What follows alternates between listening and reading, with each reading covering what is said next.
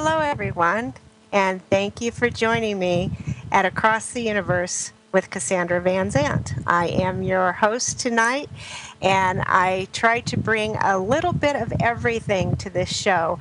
It's eclectic, it brings you messages, answers, different viewpoints, different people. That's what it's all about. It's just learning, tuning in to learn, getting answers, getting messages, and going from there. So it's entertainment and it also teaches you something. Tonight, I'm really excited to bring to you the psychic massage therapist. Her name is Denise. I know Denise, she's a wonderful person, very in tune, very intuitive, and I can't wait to get her on the show because what she does is very unique also. Now, growing up, Denise's dad taught her to go into her dreams and then have them come out the way she wanted. Later in high school, she began having dreams of friends coming to say goodbye before they died. Over the years, her gifts evolved. She could hear loved ones giving messages for her to deliver to clients by popping in during their massages. Sometimes they would be brutally blunt with their messages. Sometimes that's the way it has to be. And or Denise is just feels she's very empathic, and she feels the emotions of these people that are coming in, and she knows that this is not her. This is not her personality. So she delivers these messages like this. Spirit leads Denise to her client's pain, so when she's doing massage, she knows exactly where this is going. Otherwise, there's no way that she could know this just right offhand. So she lets Spirit guide and lead her, and they help her and help her by helping her clients.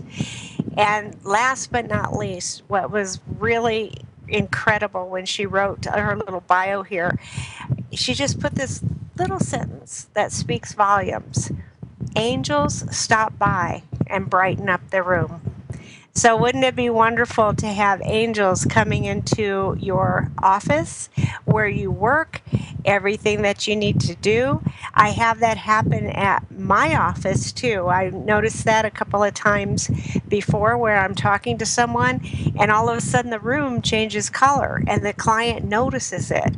So you can feel there's a vibration, there's a different energy, and you just know that there's angels there, there's your guides, and even those who have crossed over, because you feel them. It's all very real. Everything that I talk about, I help my clients in my Sedona office. And if any of you who are listening would like to schedule an appointment with me, either in person or on the phone, please do so. You can stop by in Sedona if you're there for a weekend or a week, or you can call me at 928-788-0954, and we could schedule an appointment for you. But until then, I want to bring Denise on the line and we'll just start getting to know her a little bit better. If there are any people in here who are on the phone lines, I know that you can listen on the phone lines, but I really encourage you to call in because both Denise and I will be taking your questions and we'll be giving mini readings like we do before.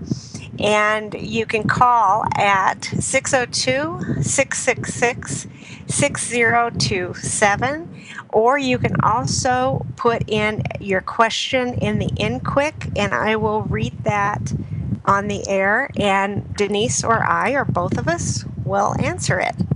Okay, so without further ado, Denise, welcome to the show.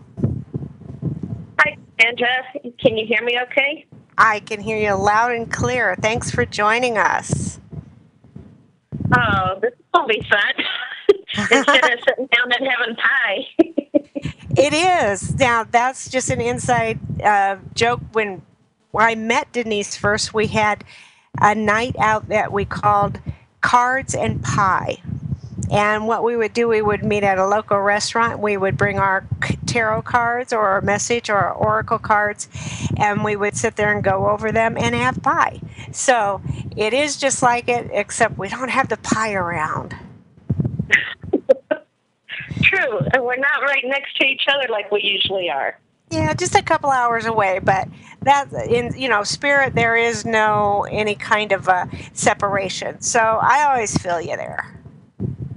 Yeah. Well, spirit, it's like having the I Dream of Jeannie blanket. That's true.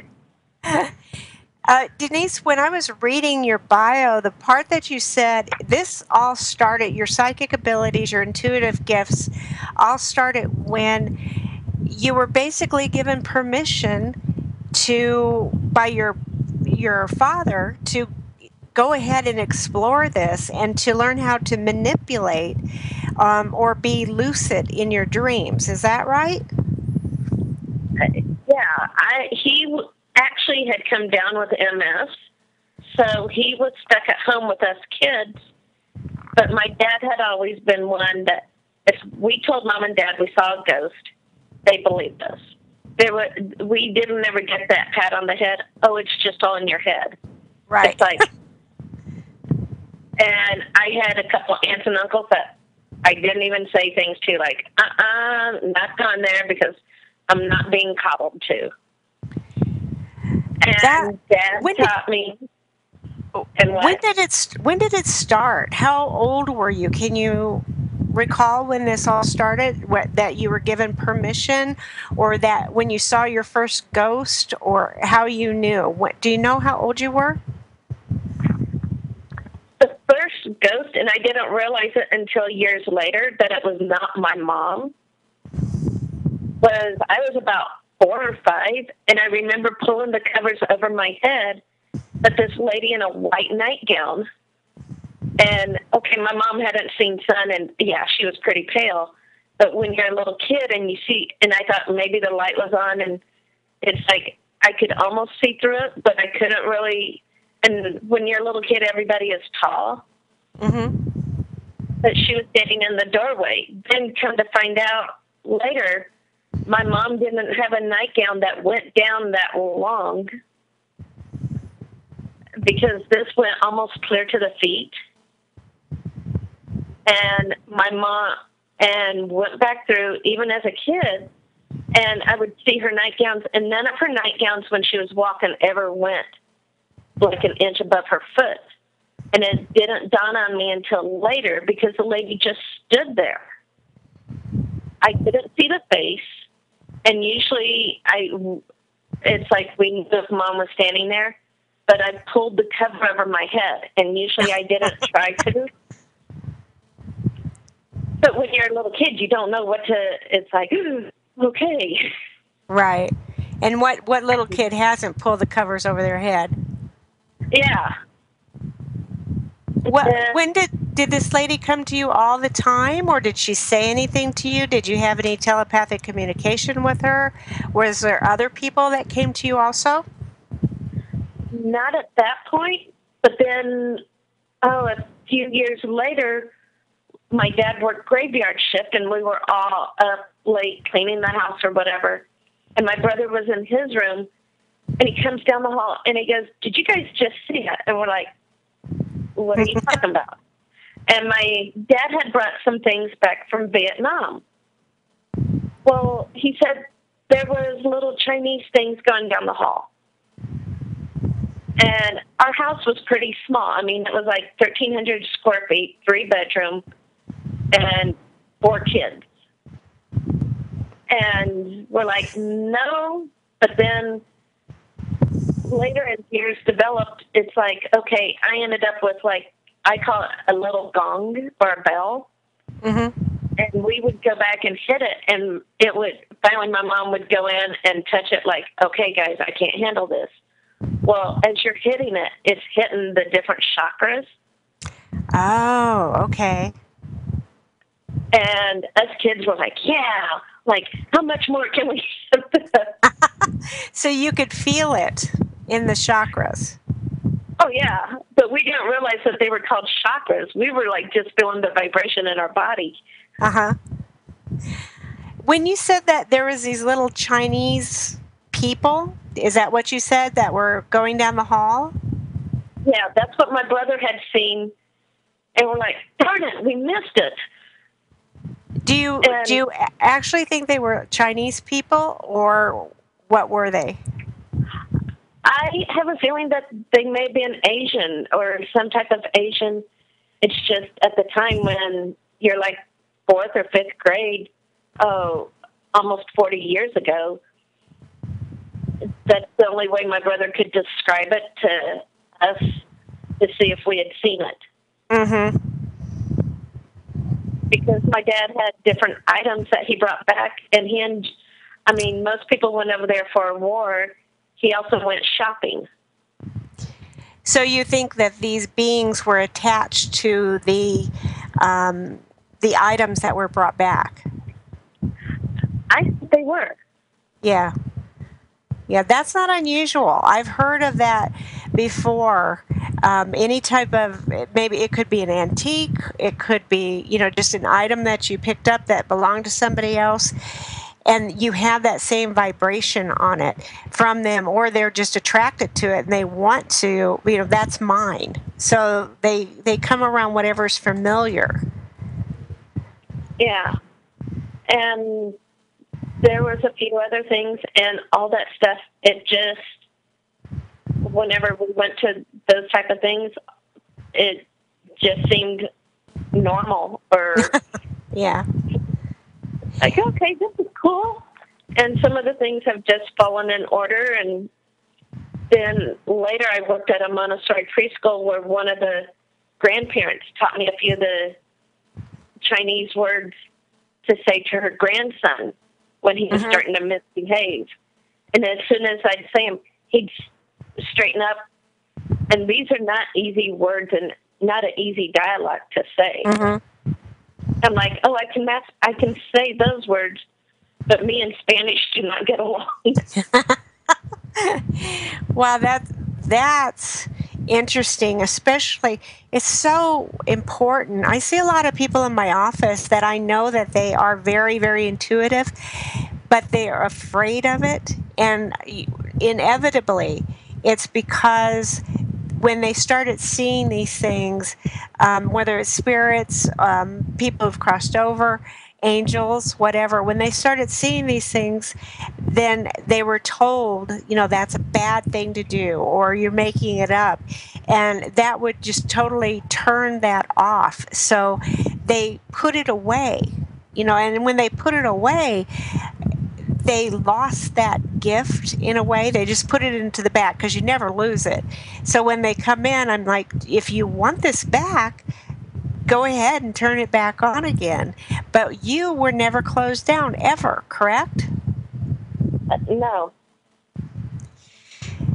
When you started doing that, when you just said, you know what, this is natural, this is normal, this is growing up, did you find in your teenage years, did you get more activity in your teenage years? Because I know that there's a lot more activity with teenagers because of their emotions, their ups and downs, hormones, whatever, and it seems like more ghosts are attracted to that type of thing. Did you get more?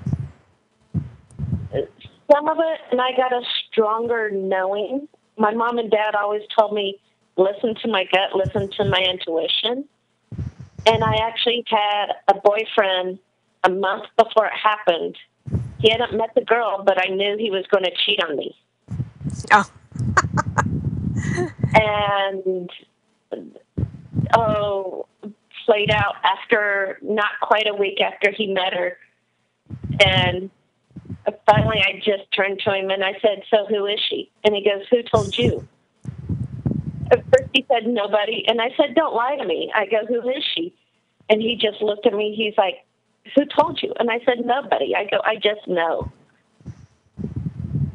And it was just like, talk about watching somebody's mouth drop open and shut, and they had no words.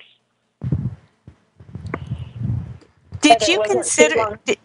I was going to say, did you consider yourself psychic, or were you just saying, no, I'm very intuitive? Or did you even know the difference? It was kind of both, but it was at that point it was natural in our family because my dad, before he would ever pick up the phone, he'd just pick up the phone and say, "Hi, so and so," and as little kids, we'd go, "How'd you do that? How'd you know it was them?" Yeah. Tell me, what was the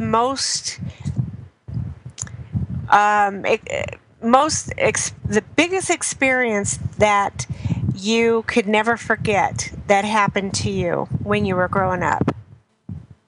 Psychic experience. It was when I first started dreaming about friends dying and not realizing it was dying until about a week later when the friend passed away, because I asked to be able to see, but I didn't ask for death. And Oh, that's when I cried and I said, "I don't want this. I don't want to know." And it shook me up because I saw that one, and then another time I saw another friend that had committed suicide. And I described the tree and everything. And I'm like, okay, this is not how I want these gifts. so if that's not how you wanted the gifts, then how did you turn it around and fine tune it? And ask for exactly what you want. That was a whole learning experience because I actually started working with two gals that they did. It was a metaphysical class, and we were taught psychometry, um, running the hands over the body, but not touching it, Mm-hmm. and other things. And one of the gals had made a comment about, "Oh, you have to dream something 3 times for it to come true." I looked up and I said, "No, you don't." Yeah, really. And she looked at me and she said, "What?" And I said, "No, you don't." And she's like, and then we started talking and she's like, "Okay."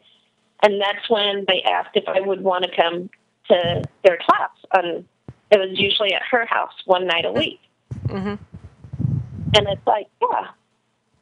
And I only got to go to a couple classes before she started going through a divorce and stuff started happening. But it helped to reawaken all the stuff that it's like all of a sudden that I remembered before the age of 5. Really? And then from 5 to 13, 14, it kind of shut down.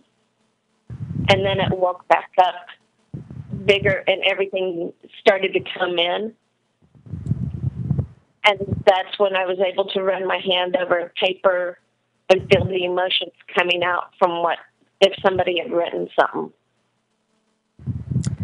What is that called? You're just empathic, or you're getting their vibrations? I'm picking up more their vibrations, their emotions. Wow. And that's when I also learned psychometry, which is usually it works better with a metal object more than a wood. And you can put that piece in their hand and feel it. And you can start seeing images. See, most people don't realize that the gifts that we have, like what you said, what you had remembered up to age 5, the things that you could do then, which were normal and natural, most people don't realize that we don't have to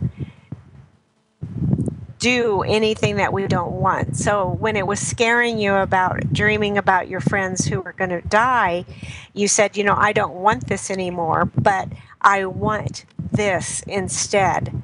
So people don't realize that we're not a slave to this. We can say exactly what we want. And that's what most people, they don't realize that. That's why they're scared of it, and they just totally say no, and they deny themselves. They deny what they can do. But you can say, this is what I want, and this is how I want it. It's like if a spirit shows up, you can. I'm a medium, but you cannot show up at night. You cannot show up when I'm sleeping. It has to be during the day, and you can make these rules, for lack of a better word, because this is our domain. And that's one of the things that I just want people to really realize, that they have control over this. And when you're telling your story about how you were afraid of seeing your friends die, or you just didn't want to see it, then you just took control over it. Well, and then later, as I got a little bit older, and I got to the point, even now sometimes I'll look at people and I know they're going to die before they die. But I also know they're going to be out of pain. And because I've helped somebody cross over, and it's like, that is the coolest. Because for that person, that when the spirit or God came down for them, he had the golden staircase and the butterflies, and it was just like the colors and everything are so intense, and makes all the colors here look like they're washed out. Right. Did you see that? Were you going through that with that person? Yeah, I actually saw the staircase being coming down in the room, and I saw butterflies, and she loved butterflies. And the funny thing is, the two angels that came down reminded me of the Blues Brothers with the sunglasses on and their suit jackets on, but I still saw their wings. Yeah. And people go, okay, that's crazy. And I'm like, but you know what? That's maybe how she imagined it. Right. And that's how it appeared for her. Yeah, because the universe doesn't, if that's how we imagine this to be, then it comes to us like that. So when we do transition, it's easy, and there's no fear about this. That is. And it's like, it's so, everything, it's interesting. Anymore, I don't judge it by a bad experience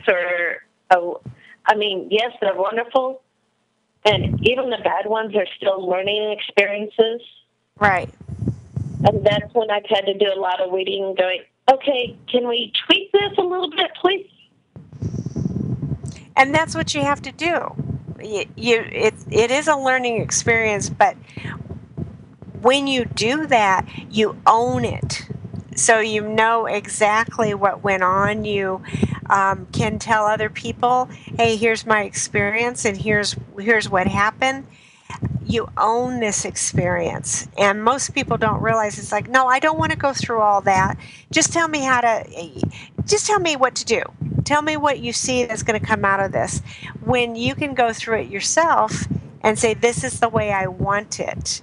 And like in your dreams, so your dad was telling you that you could do lucid dreaming. Is that what he was referring to?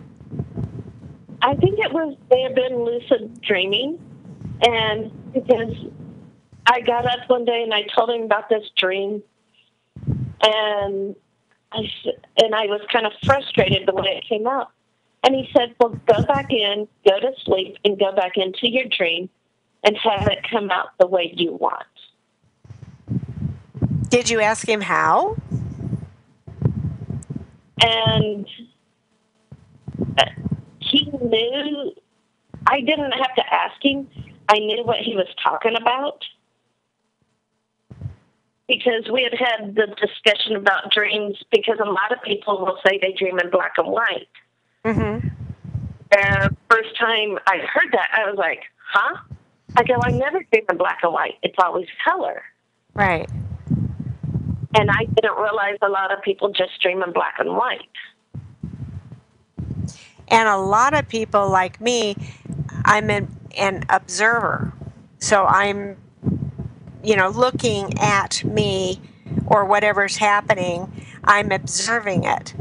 And the lucid dreaming has always fascinated me because I've not done that before. So when you can go in and you can change things, you're getting this information. It's either going to be a future event, so you're doing a precognitive type of dream, or something that could happen based on what's going on in your life right now. So when you go in and you say, no, I don't think that's the way it's going to happen, I want it to be like this, then it changes the whole dynamics. So when you did go in, do you still do this to this day, I hope? Go in and change your dreams and how they work out? I did, and it was back then, and I started realizing a lot of my dreams are symbolism, Yes. where what I was dreaming about was, when you look back at it, it was more of a power and kind of, how every teenager wants to be the bigwig. Mm-hmm. Kind of like not to be the one shallowed in the little corner towering, but it's like, ooh, nobody's going to mess with me. Like, not like for a princess, but enough that it's like, okay, I can hold my own. Mm-hmm. And kind of like be special. And I ended up, now that I look back at it and going, oh, wow, I did get that. Where I had my group of friends that we ran around together, and some of us drank, some just smoked, but we all, when one said no, we're like, okay, that's fine. But we respected each other, but we had that common bond, courtesy of each other of, okay, we're not going to make you do it if you don't want to. Right. I also wanted to touch on the part where you said you would run your hands over people, and that part. Do you do Reiki with your massages by any chance, or I don't know what type of massage you do, and how does this come out? Because I want to get to the psychic massage. And when you did that, when you got into massage, did you know that this was going to happen? That you would start getting messages? No, because actually I started teaching. I went through the yoga teacher training, and somebody said, well, why don't you do massage? And I said I wasn't ready to touch bodies yet. Uh-huh. And they're like, okay. At the time, it just came out of my mouth. And I had no idea what it meant. And then later I went back to massage school, walked into Sweeha, and I'm like, I'm home again. This is where I need to be. And I knew different friends. I had started working on a lady's arm at US Air. And she said, here, can you do something with this? And I said, sure. Mm-hmm. I said, I can try. I said, I don't know. And I said, I'm just being led. And I slightly, little by little, and we got her lymph system had been backed up because of having a mastectomy and having lymph nodes cut. Mm-hmm. And we got the water to come and drain out of the arm. Mm-hmm. And she was like, yay. And I knew right then, it's like, okay, because I'd been asking, what am I supposed to do next? Because sitting in a cubicle is not for me. Right. And when I work on people, no, I've never officially taken a Reiki class. Mm-hmm. It's just using the universe's energy. Right. And using my gifts, my talents, and also remembering to thank Spirit. Right. Because the Holy Spirit comes in, and it's like, and especially now, 5 years later, it's like my hands and my eyes just kind of go straight to the body. Mm-hmm. Even when I was in school, one of my classmates, I'd go up and he's like, don't touch. He goes, no, no, no. Uh-huh. I'm like, what? And I go, but you're sore right there. He goes, no, no, no, that hurts. And he's 6'6". I'm only 5'1.5". And that would, for me, that was like jumping way up to get to the top shelf in the kitchen. Yeah. And little by little, and after a while, even with the physical, you can start feeling the difference between emotion. Mm-hmm. Like some of the organs will have smells. Oh, really? If people have a lot of anger, like their liver or their gallbladder will take on a funky smell. Also, if they have cancer, I have come across that where they may not know they have cancer, but I'm like, there's something not right in their bloodstream. Mm-hmm. And that takes on a whole different smell. Or if they're hurting in different spots where it's like I can feel the muscle, but it's sometimes when it's more emotion, there's a whole different, it's a slightly different feel to it. When did you start getting messages for the people that you were working on? You know, you're giving a massage, and then all of a sudden you get a message for them. So again, like you said in your bio, they can be totally blunt and right off, just telling it like it is, or you can be getting a message about what they need to do. When did that first start happening? I'd gotten one or two of the messages when I was in massage school. Mm-hmm. And I wasn't sure, but I would get flashes. And one of them was another student that it kept picking up his favorite place and pictures of where he enjoyed going. And finally I asked him, I said something about, and I described the landscape and that. And he said, yeah. He's like, that's where, not too far from where I was stationed at in Germany. Mm-hmm. I'm like, okay, I'm not going nuts. Because when you start getting flashes, you're like, okay, why am I getting flashes? And I've never seen this place. How interesting. So But when you get... What? Go ahead. I was going to say, so when you get this, does it happen all the time, or just for the people that need the messages that come through? How does it work? It's more or less for when the people need the messages. Uh-huh. Because sometimes I do kind of a song and dance with clients, because I'll start hearing something and I'll just kind of find a way into the conversation about, well, something about angels or spirit or different things. And the client goes, yes. Like, yeah, I believe in spirit, I believe in angels, or yeah, my angels are with me, or whatever. I'm like, okay. And I ask, and so from there we can go. If they're not budging, I've had one or two that it's like they didn't budge, and I'm like, spirit, sorry, I can't do this if they're not, because I don't want to. If they're not open, right? Yeah. Yeah, they're people. Not open. If they're not open to receiving the message, even though whoever is there, their loved ones or angels or guides, then what are you supposed to do? Right. And but the majority of people, as soon as I get them talking about spirit or angels, they're like, okay. And then they want the message. Wonderful.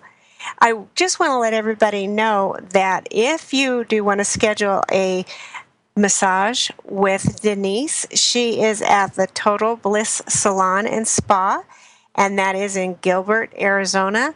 The number is 480-503-1977.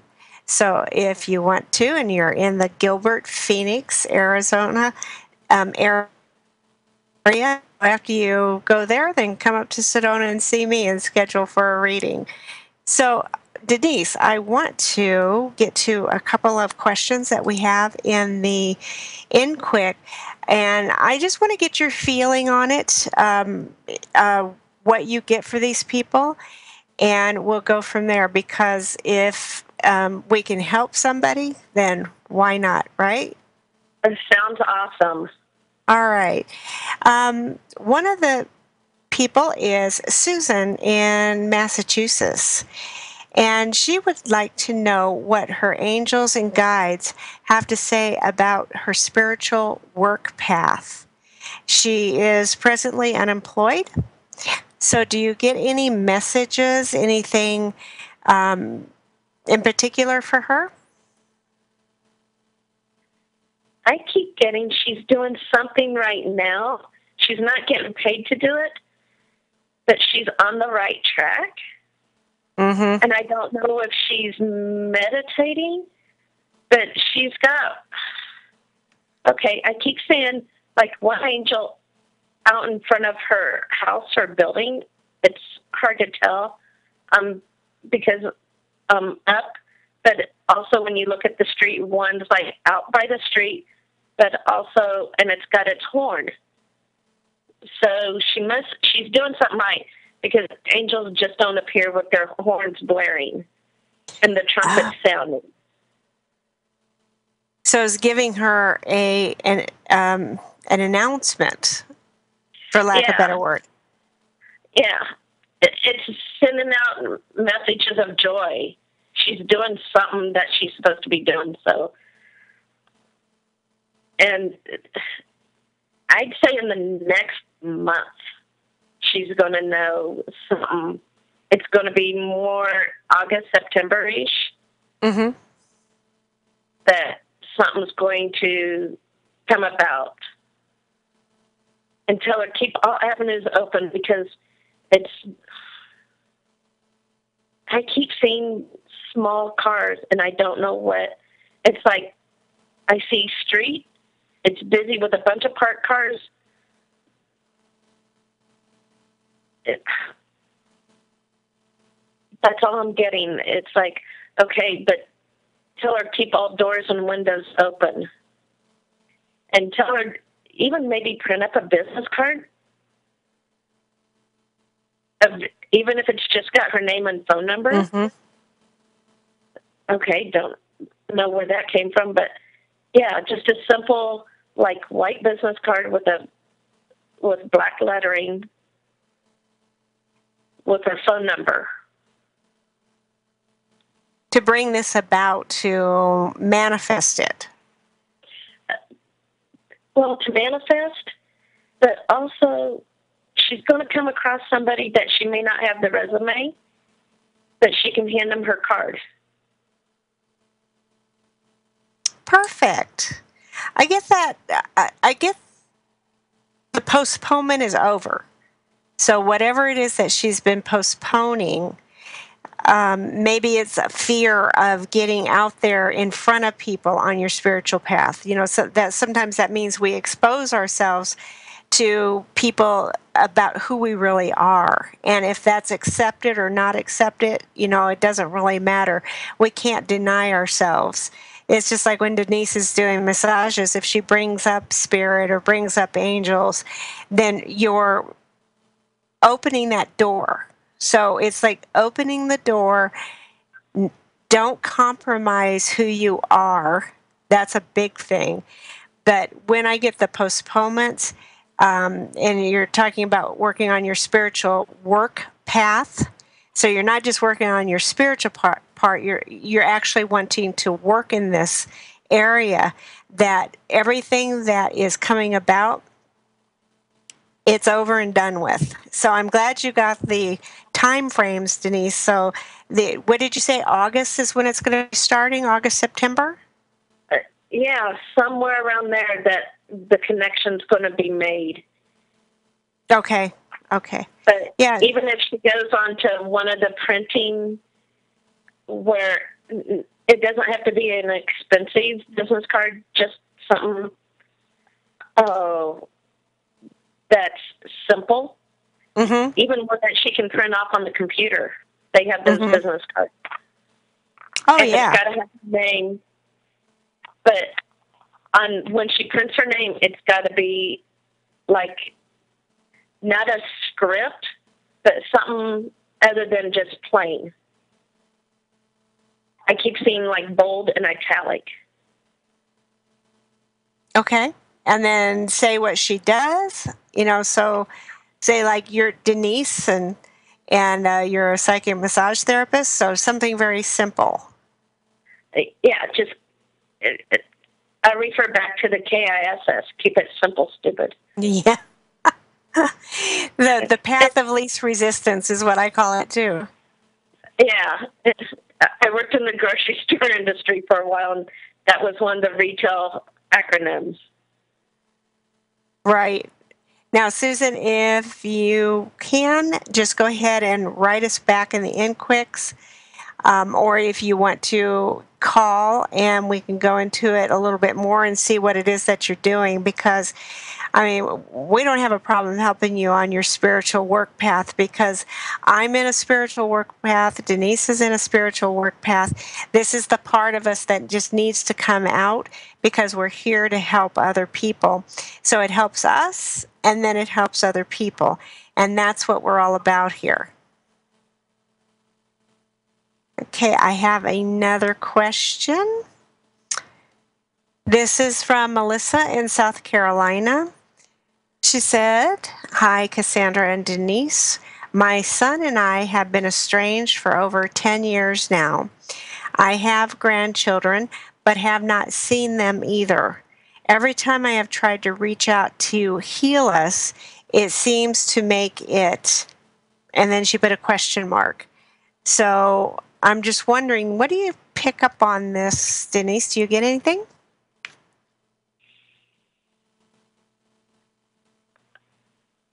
I keep feeling old resentment, but I also keep getting the feeling that it's like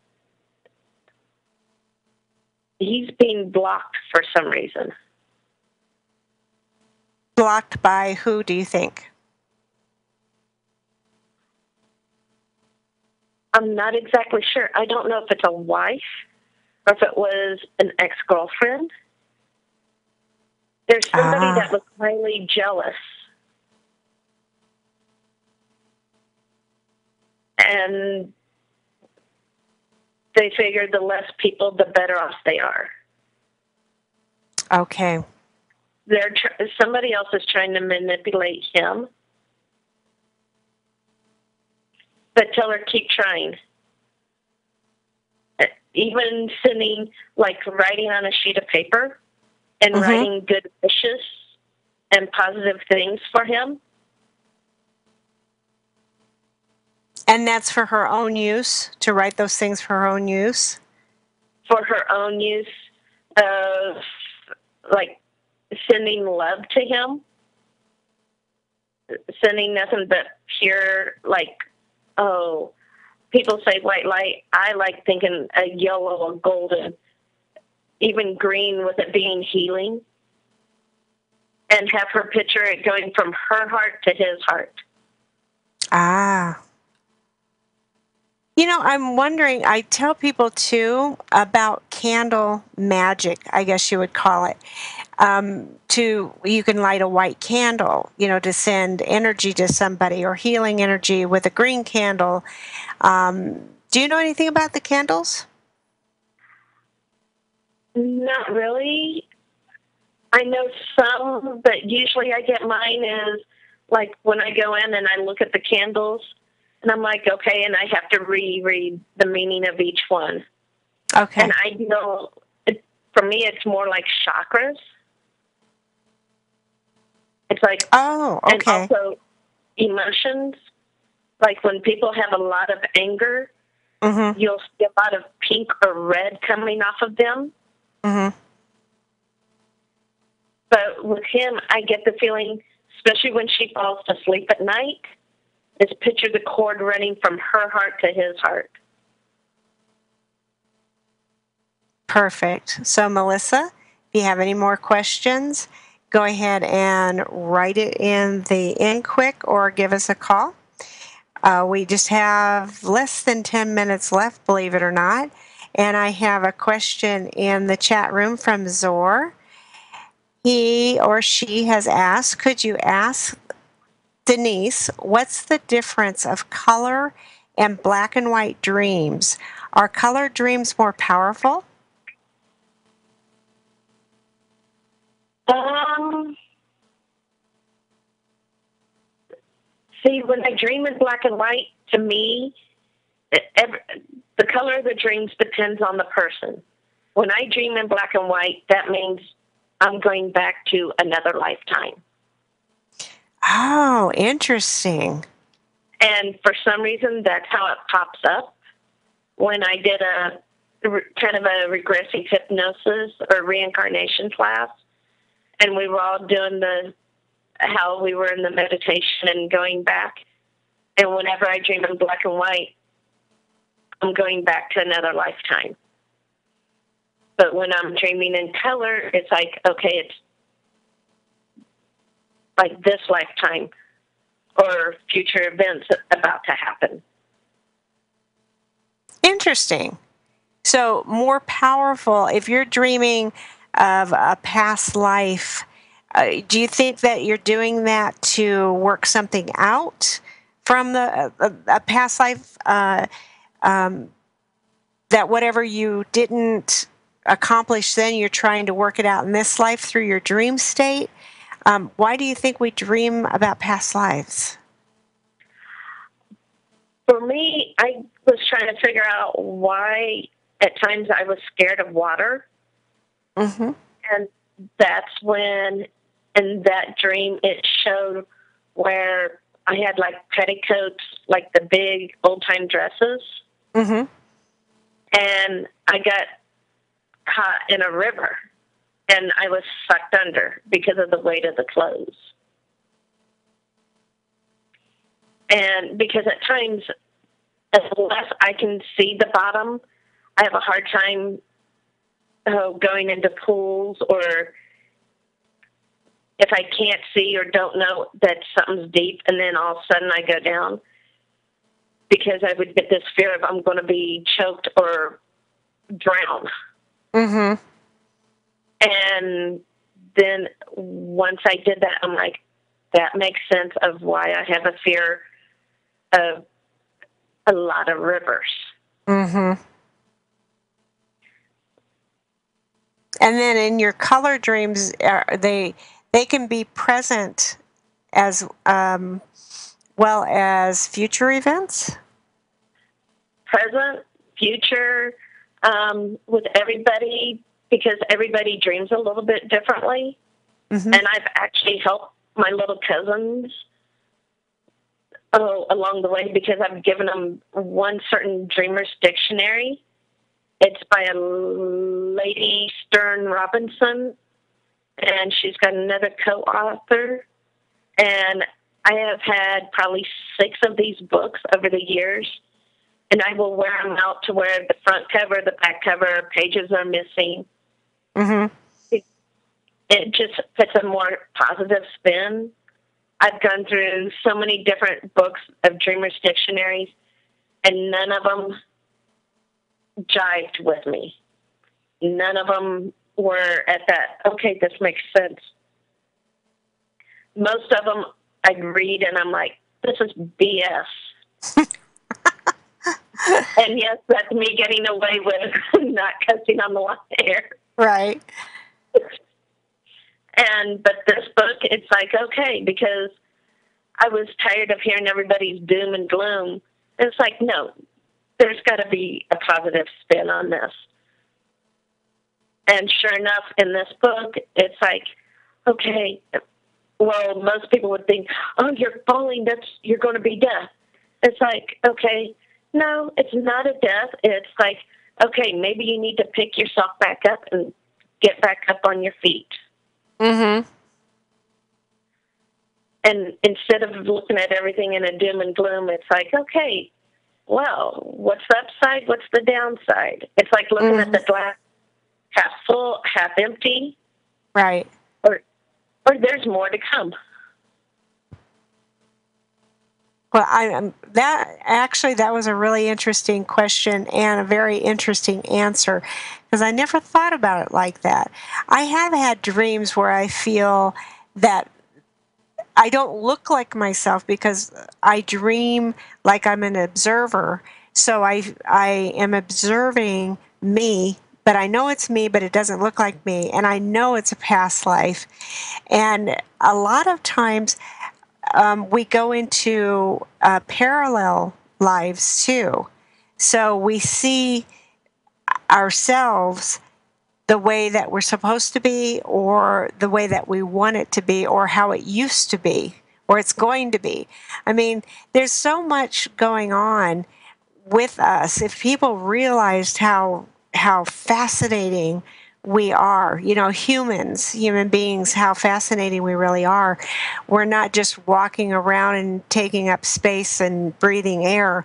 We have so much more to offer. And that's one of the things that I just want people to realize when they're thinking about this, the things that we have to offer and what we can do. If we can all remember what we could do from age 0 to 5, nothing was impossible. We could still do it, but we just have to remember. And when we remember it, we have guests on here like you and our other guests that we have a story. Everyone has a story, and the stories are always fascinating, no matter who it is. And I just felt really drawn to get a hold of you, and I'm ashamed to say last night, and say, do you want to be on the show? Because I know that there's something that whatever it is that we went through tonight has helped somebody now or when they listen to the archives. So whatever it is that you're doing, you're helping someone inevitably, and I know that. Because Susan, remember Susan? She was on her spiritual work path. She wrote back and she said, through the wisdom of the universe, I do spirit healing. I help others help themselves with this wisdom. Plus, I'm a Reiki master. Yeah, you hit it on the head, didn't you? Oh, I did. I just wanted to let you know that one. So the spirit healing, what do you think that could encompass? Spirit healing. Oh, that could be a lot of things. That's right. She could be a medium. She could be not just Reiki, but I don't know what the laws are for massage, or even if she was a nail tech. That somebody who does nails or does artwork or even drawing, or she has so many gifts. Right. And some of her gifts she hasn't even explored what they are yet. And this is going to be her path. This is going to be her path as far as being compensated for it too, because there has to be a give. You give, and there has to be receiving. And when you learn that and you see that you put off those postponements, you see what it is that you can do, print out those cards, be ready to hand it to people, and to know that the universe is going to put just the right people in your path at the right time. That's where you got to start this. So I just want to say again, Denise, thank you so much for being on the show. And you can reach her at Total Bliss Salon and Spa in Gilbert, Arizona. Number is 480-503-1977. Join me next week. I'm going to have Cynthia Crawford, the ET sculptor, on, and it's going to be really interesting. Again, Denise, thank you so much. Oh, thank you, Cassandra.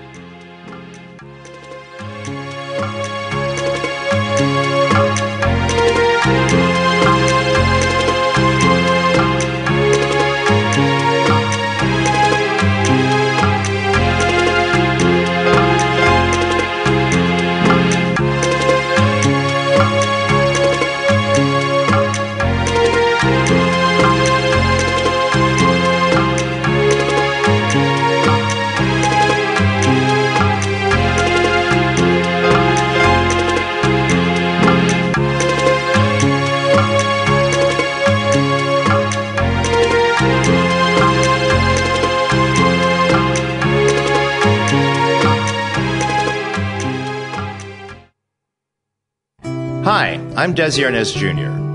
Welcome to Letting